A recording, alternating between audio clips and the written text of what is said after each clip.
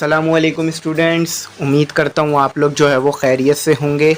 हाज़िर हूँ ME English centre से। तो स्टूडेंट, आज जो है वो बहुत ही इम्पोर्टेंट काम करना है और वो काम है फॉर्म से रिलेटेड।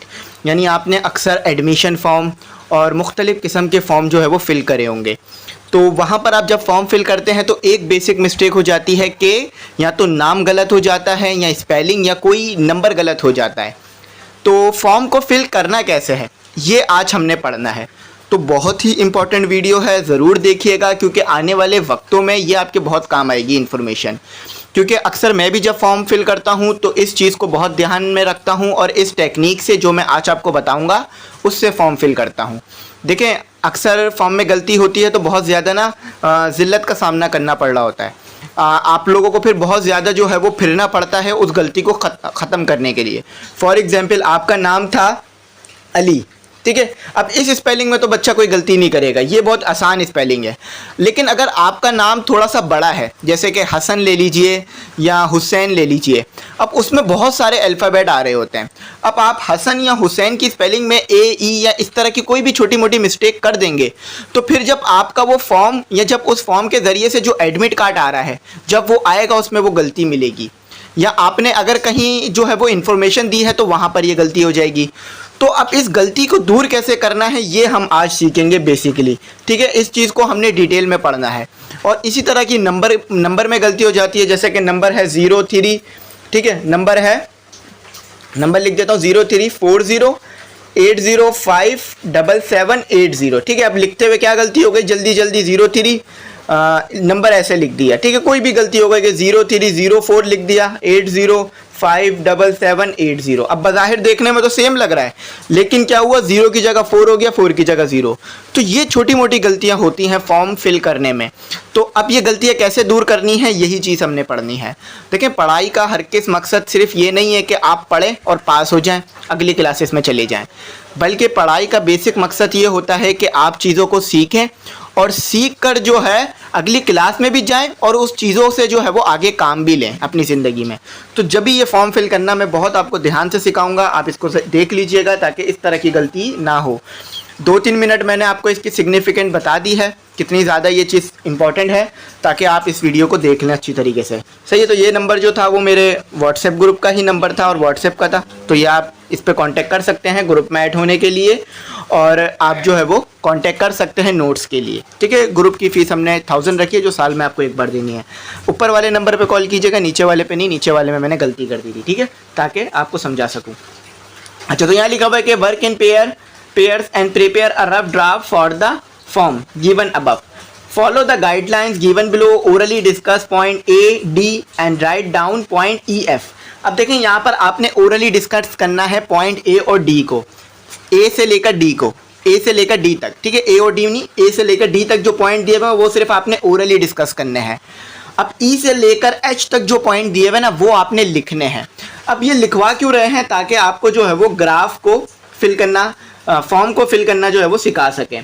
अब जब भी आप फॉर्म फिल करें सबसे पहले क्या करें, डायरेक्ट फॉर्म फिल ना करें। कभी कभार ऐसा होता है कि फॉर्म जो है वो ख़रीदे जाते हैं। फॉर एग्जांपल, कहीं आप गए हैं एडमिशन के लिए, वहाँ पर आपको 400-500 का फॉर्म मिला है, ठीक है। अक्सर स्कूलों में, प्राइवेट स्कूलों में ऐसा होता है कि फ़ॉर्म सेल किए जाते हैं, और आप अगर बोर्ड ऑफिस भी जाएँ तो वहाँ भी फॉर्म सेल हो रहे होते हैं। अब आप गलती करेंगे तो फिर क्या होगा, नया फॉर्म लेना पड़ेगा और दोबारा से उसमें तमाम फिलिंग करनी पड़ेगी चीज़ों को, ठीक है। तो गलती ना करें, इसीलिए ये काम करें जिससे गलती ना होगी। अब काम क्या करना है, सबसे पहले तो आपने एक्सरसाइज, सबसे पहले जो इंस्ट्रक्शन A में लिखा हुआ है वो पढ़ते हैं, इससे अच्छी तरह बात समझ आ जाएगी। Read the form thoroughly from the beginning to the end. अब क्या करना है, आपने फॉर्म को सबसे पहले अच्छी तरह फिल करना है। ऐसा नहीं है कि आपने बस देखा, नाम, अपना नाम लिख दिया। अब हो सकता है कि वो वहाँ पर आपका नाम नहीं, आपके फादर का नाम लिखना हो पहले।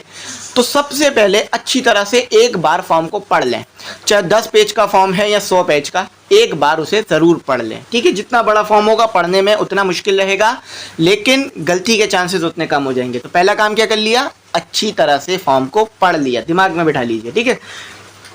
फॉर्म को अच्छी तरीके से पढ़ लें, जितना हो सके अच्छी तरीके से पढ़ लें, ठीक है। See where you need to write something and where you need to tick. अच्छा, ये देख लें कि कहाँ पर आपने लिखना है और कहाँ पर सिर्फ टिक मारना है।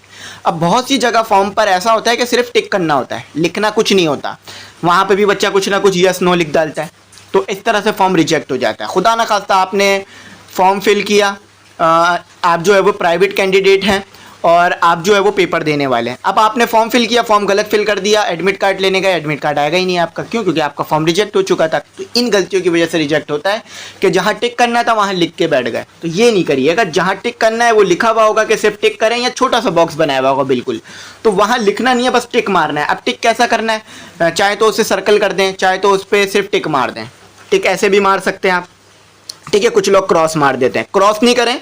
टिक का मतलब होता है टिक, ठीक है, ये होता है क्रॉस। क्रॉस का मतलब है आपने काट दिया, टिक का मतलब है कि हाँ ये चीज़ है, ठीक है। ये बहुत छोटी छोटी चीज़ें हैं जिसे ध्यान में रखें। अच्छा, ये लिखना नहीं है, ए से लेके डी तक सिर्फ समझना है। Make sure that you do not fill the space reserved for office purposes. अच्छा, अब फॉर्म आप जब पूरा फिल करते हैं ना, तो हर फॉर्म में हर चीज़ आपको फिल नहीं करनी है। कुछ फॉर्म में चीज़ें फिल करने के लिए होती हैं ऑफिस के लिए। अब जैसे कि आपने फ़ीस भरी है या मुख्तलिफ चीज़ें की हैं, तो वो सिर्फ ऑफिस के पर्पज़ के लिए होती हैं। ऊपर फॉर्म चेक कीजिए, लिखा हुआ है यहाँ पर जो है वो इनरोलमेंट डेट।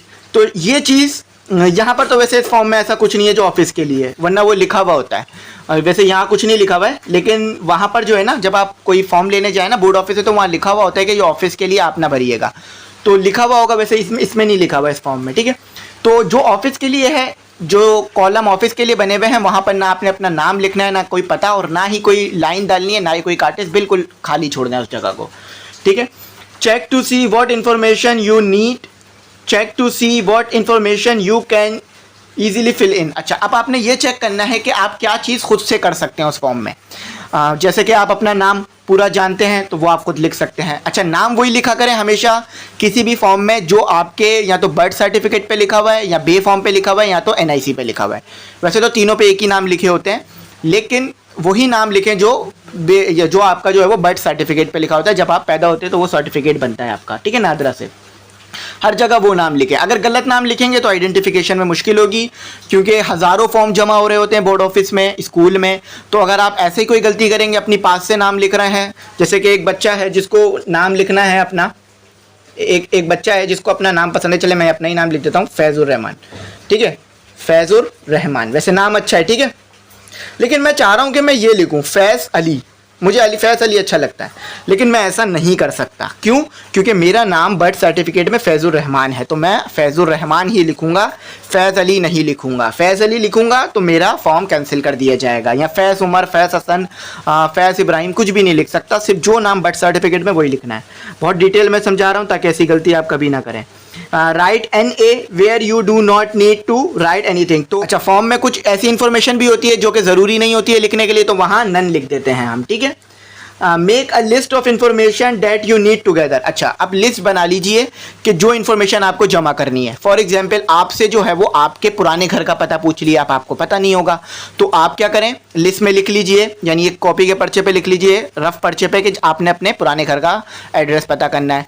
अब आपसे पूछ लिया गया है कि आप जो है वो अपने भाई का NIC दीजिए, तो आप ये लिख लीजिए कि आपने NIC भी लेना है। अब आपसे कह दिया गया है कि आपको जो है वो 2 मार्कशीट की कॉपियाँ जो है इसके साथ अटैच करनी है, तो वो लिख लीजिए, ताकि जब फॉर्म फिल करने जाए तो एट द टाइम डॉक्यूमेंट भी दे सकें, और जो चीज़ें आपको नहीं पता फॉर्म में वो चीज़ें आप बाद में लिख लें, ठीक है। ये बताने का मकसद है इसमें, ठीक है। अच्छा, ये चीज़ें जो है ना मैं नीचे करवाऊंगा भी, लिखवाऊंगा भी, ठीक है। Collect all the other information before filling the form. तो फॉर्म पे फिल ना करें। ऐसा नहीं है कि आपने पूछ लिया पुराने घर का एड्रेस क्या है और डायरेक्ट फिल करना शुरू कर दिया, नहीं, पहले उसे एक रफ पेज पे लिख लें एड्रेस को, ताकि उसमें गलतियाँ ना हों, ठीक है, ना नंबर की गलती हो ना स्पेलिंग्स की। Prepare a draft by writing down all the points that you need to fill in. अच्छा, अब एक ड्राफ्ट बना लें, ड्राफ्ट यानी एक रफ पेज पे तमाम चीज़ें लिख लें, नाम, एड्रेस, सब कुछ, और फिर उसको देखकर फिल करते रहें। फॉर एग्जांपल, अब फॉर्म में जो चीज़ें आपने जमा करनी है, जो चीज़ें आपने फिल करनी है ना, उसे एक कॉपी पे, रफ पेज पे एक तरफ लिख लें, फिर एक एक करके फॉर्म भरते रहें, ठीक है, उसको देखते रहें, भरते रहें। अच्छा, सबसे पहले F में क्या कहा था, लिस्ट ऑफ इन्फॉर्मेशन। तो इन्फॉर्मेशन की लिस्ट बना लीजिए कि अपना नाम लिखना है, फादर का नाम लिखना है या गार्डियन का नेम। गार्डियन क्या हो गया, आपके जो आपकी सरपरस्ती कर रहे हैं यानी जो आपको पढ़ा रहे हैं या फीस दे रहे हैं वो आपके गार्डियन हो जाएंगे। फादर का एनआईसी यानी आइडेंटिफिकेशन कार्ड, ठीक है, जो नादरा की तरफ से आता है। अब डेट ऑफ बर्थ, अब यहाँ नहीं लिखा हुआ डेट ऑफ बर्थ किसकी, लेकिन डेट ऑफ बर्थ आपकी ही होगी वो, ठीक है, आपके फादर की नहीं होगी, आपकी डेट ऑफ बर्थ होगी। विलेज, कौन से विलेज में रहते हैं वो लिख लीजिए। यूसी क्या होता है, यूनियन काउंसिल। अब हर शहर की मुख्तलिफ यूसीस होती है ना। अब जैसे कि मैं रहता हूँ यूसी 49 में और मेरा जो एनए का हल्का लगता है वो 255 लगता है, और मुझे ये भी पता है कि यहाँ से कौन जो है वो मेंबर ऑफ नेशनल असेंबली हैं। तो आपको भी ये चीज़ें पता होनी चाहिए कि आपका यूसी कौन सा है, आपका नेशनल असेंबली का हल्का कौन सा है और आपका सूबाई असेंबली का हल्का कौन सा है। मेरे जो सूबाई असेंबली का हल्का है जहाँ मैं रहता हूँ वो है 128, ठीक है, PS 128। पी से मुराद पाकिस्तान, एस से मुराद सिंध, तो PS 128 मेरा क्या है, नेशनल सूबाई असेंबली का हल्का। अच्छा, तहसील हर जो है वो शहर की अलग होती है, वो लिख लीजिए। डिस्ट्रिक्ट लिख लीजिए। अच्छा, फिर क्या लिखना है आपने, परमानेंट एड्रेस और फिर कॉन्टैक्ट नंबर जो आप यूज़ कर रहे हैं, मोबाइल का नंबर। बहुत जगह लिखा होता है फ़ोन नंबर, तो बच्चे वहाँ खाली छोड़ देते हैं। फ़ोन नंबर से मुराद यही है कि कॉन्टैक्ट नंबर, मोबाइल का नंबर। अब ज़्यादातर फ़ोन घरों में इस्तेमाल नहीं होते, तो इसलिए आप अपना क्या करेंगे, मोबाइल नंबर लिखेंगे, ठीक है, वहाँ पर ऐसा नहीं है खाली छोड़ देंगे। अच्छा, पेन जो है वो सही काम नहीं कर रहा है, मैं दूसरा पेन ले लेता हूँ, ठीक है। MOBILE mobile number. फ़ोन नहीं है आपके पास, टेलीफोन नहीं है, तो मोबाइल नंबर लिख लीजिए, ठीक है। बहुत सी जगह ऐसा होता है। नेम ऑफ स्कूल, जो भी आपका स्कूल का नेम है, अगर बड़े लेवल पे फॉर्म भर रहे हैं तो स्कूल के नेम के साथ कॉलेज का नाम भी होगा, यूनिवर्सिटी का नाम भी होगा। अब क्लास, जो क्लास है वो लिख दीजिए। डेट ऑफ एडमिशन कब चाहिए वो लिख दीजिए। हेड टीचर नेम, और जो टीचर आपकी क्लास टीचर है उनका नाम लिख दीजिए। अच्छा, ये बात याद रखिएगा कि मुख्तलिफ जगह पर आप जाते हैं ना अप्लाई करने के लिए, तो फॉर्म मुख्तलिफ किस्म के होते हैं, तो अगर आप अच्छी तरीके से पढ़ लेंगे तो बात अच्छी तरह समझ में आ जाएगी, ठीक है। अच्छा, इन्फॉर्मेशन। अब इन्फॉर्मेशन क्या है, पहले तो आपने ये देख लिया कि क्या क्या चीज़ें जमा करनी है, ठीक है। अब उसका जवाब क्या है, मतलब नाम। अब नाम क्या है, पूरा नाम लिखिए, फैजुर रहमान या उसामा उर रहमान जो इधर लिखा गया है, ठीक है। अच्छा, यहाँ पर जो नंबर है वो कोचिंग का दिया है मैंने, आप इस पर कांटेक्ट कर लीजिएगा, ठीक है, कोई मसला नहीं है। ये मैंने अपना नंबर साथ ही नहीं दिया हुआ है। NIC की जगह पर ब्लैंक छोड़ा हुआ है, क्योंकि NIC एक कॉन्फिडेंशियल नंबर होता है, हर किसी को नहीं बताया जाता। तो जब भी आप अपने स्कूल में फॉर्म फिल करिएगा तो NIC नंबर फिल नहीं कीजिएगा, जो कि अभी हम नीचे करेंगे भी। तो पहले तो आपने देख लिया कि कौन कौन सी इन्फॉर्मेशन चाहिए, आप उस इन्फॉर्मेशन को फिल कर रहे हैं। आप नाम उसामा उर रहमान, फादर का नाम सईदुर रहमान, ठीक है, मोहम्मद सईदुर रहमान। NIC जो कि मैंने नहीं दिया, ठीक है, अपने फादर का ना अपना। और डेट ऑफ बर्थ यहाँ पर है हमारा जून 2020। अच्छा, यहाँ 2020 आ रहा है सब में, ठीक है।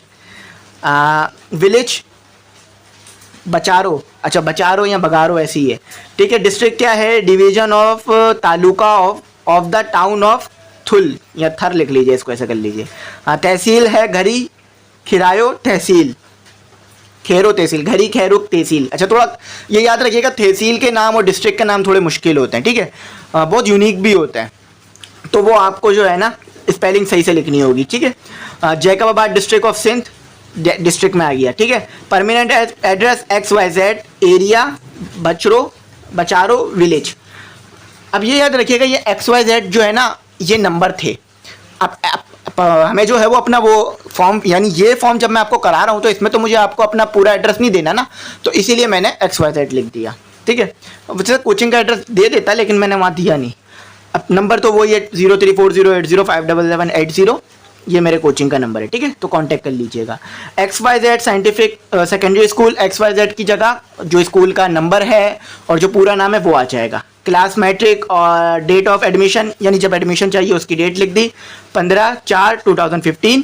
और हेड ऑफ टीचर कौन है, सर अली फुजैल, ठीक है। अच्छा, अब ये काम तो आपने कर लिया, अब आपने हकीकत में फॉर्म फिल करना है। अब ये फॉर्म मैंने जो है ना वो कंप्यूटराइज फिल कर दिया है, लेकिन आपने इसी फॉर्म को जो है ना वो पेंसिल से फिल करना है, पेन से नहीं कीजिएगा, पेंसिल से कीजिएगा। और ये भी एक अच्छा तरीका है फॉर्म फिल करने का कि पेंसिल से पहले कर लिया जाए ताकि गलतियाँ ना हो, ठीक है।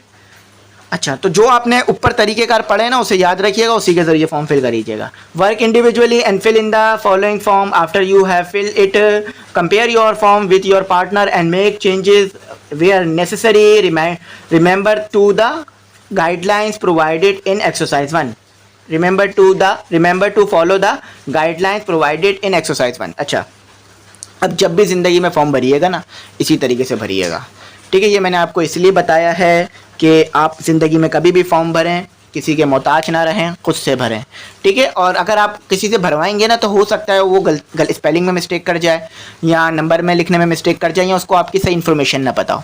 आप खुद लिखेंगे, ध्यान से भी लिखेंगे, स्पेलिंग मिस्टेक भी नहीं करेंगे, क्योंकि आपको उसकी सिग्निफिकेंट इंपॉर्टेंस पता होगी इस फॉर्म की, कि खुदा ना खास्ता अगर आपने अपना, मैंने बताया था शुरू में कि फॉर्म फिल करते वक्त जो आपका मैट्रिक का फॉर्म है, जो एडमिट कार्ड जिससे आता है आपका एग्जामिनेशन फॉर्म, अगर वो फिल करते वक्त गलती कर दी तो फिर क्या होगा, आपका एडमिट कार्ड नहीं आ पाएगा, या मुश्किलात हो जाएंगी, आपको बोर्ड ऑफिस के बहुत ज़्यादा चक्कर लगाने पड़ जाएंगे। इसी तरह से कोई भी सरकारी फॉर्म जब आप फिल करते हैं तो इसका ध्यान रखें, गलती ना हो बिल्कुल भी, ठीक है। कभी कभार तो गलती हो जाती है, कभी कभार ये होता है इंसान जानबूझ के भर देता है गलत जो है इन्फॉर्मेशन। अगर जानबूझ के गलत इन्फॉर्मेशन भरी जाएगी ना, तो ये कानूनी जुर्म है, ठीक है, क्योंकि आप मिसगाइड कर रहे हैं किसी गवर्नमेंट ऑफिशियल को। तो ये काम नहीं है, ये काम बिल्कुल ना करें। जो भी इंफॉर्मेशन है करेक्ट, बिल्कुल करेक्ट भरें, कभी गलती ना करें, ठीक है। ये कानूनी जुर्म भी है गलत फॉर्म भरना जानबूझ के। एक तो गलती हो गई वो सही है, जानबूझ के गलत भरा वो बात समझ में आ जाती है। अब गलती होगी तो कहाँ कहाँ गलती करेंगे आप, नाम में गलती कर देंगे, नंबर में गलती कर देंगे, हर जगह तो गलती नहीं होगी ना। लेकिन अगर जानबूझ के गलत भरेंगे ना, तो फिर हर जगह गलत भरेंगे आप, क्योंकि फिर आप जानबूझ के गलत कर रहे हैं। तो ये बड़ा ध्यान रखने वाली चीज़ है, ठीक है। अब चलें फॉर्म फिल करते हैं। तो स्टूडेंट अब जो है वो फॉर्म में देख लेते हैं। सबसे पहले नाम, जैसे कि मैंने पहले बताया था कि हमें सबसे पहले फॉर्म जो है ना फिल नहीं करना, पढ़ना है। तो मैंने भी ये फिल करने से पहले पढ़ा था, तो वो तो मैंने अभी फिल कर दिया, लेकिन मैं पहले पढ़ लेता हूँ, ठीक है। सबसे पहले काम क्या है, नाम, ये मैंने अपनी इन्फॉर्मेशन दी हुई है, ठीक है। और लास्ट नाम, अब लास्ट नाम से बच्चे समझते हैं कि शायद भाई का नाम पूछ रहे हैं, या शायद जो है वो कोई और नाम पूछ रहे हैं, कन्फ्यूज़ हो जाते हैं। देखें, ये हो गया आपका फर्स्ट नाम। मैं दूसरा मार्कर ले लेता हूँ, ठीक है, ये सर में चल नहीं रहा, ठीक है। चलें यही वाला देख लेते हैं, मैंने फैज़ अली लिखा था ना। ये हो गया फर्स्ट नेम, ये हो गया लास्ट नेम। अच्छा, अब ये उर आ जाए ना, उर, तो उर को जो है ना आप चाहें तो सेकंड नेम के साथ लिख दीजिएगा। अब मैंने वैसे यहाँ पे उर रहमान नहीं लिखा, सिर्फ रहमान लिख दिया, लेकिन ये उर को ना सेकंड नेम के साथ लिखिएगा, ठीक है। तो ये हो गया फर्स्ट नेम, ये हो गया सेकंड नेम। अच्छा, अब लोग बच्चे जो है ना वो मजाक बनाते हैं इस चीज़ का कि सर हमारा तो एक ही नाम है, दूसरा नाम कहाँ से लाएं।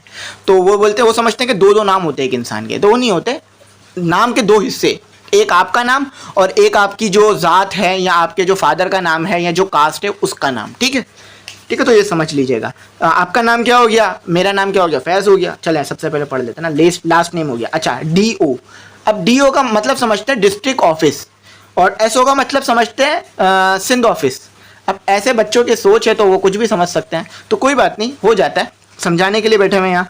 तो DO का मतलब होता है डॉटर ऑफ। डॉटर ऑफ यानी अगर कोई लड़की फॉर्म भर रही है तो वो किसकी बेटी है, ठीक है, वो किसकी बेटी है, ये हो गया उनके फादर का नाम।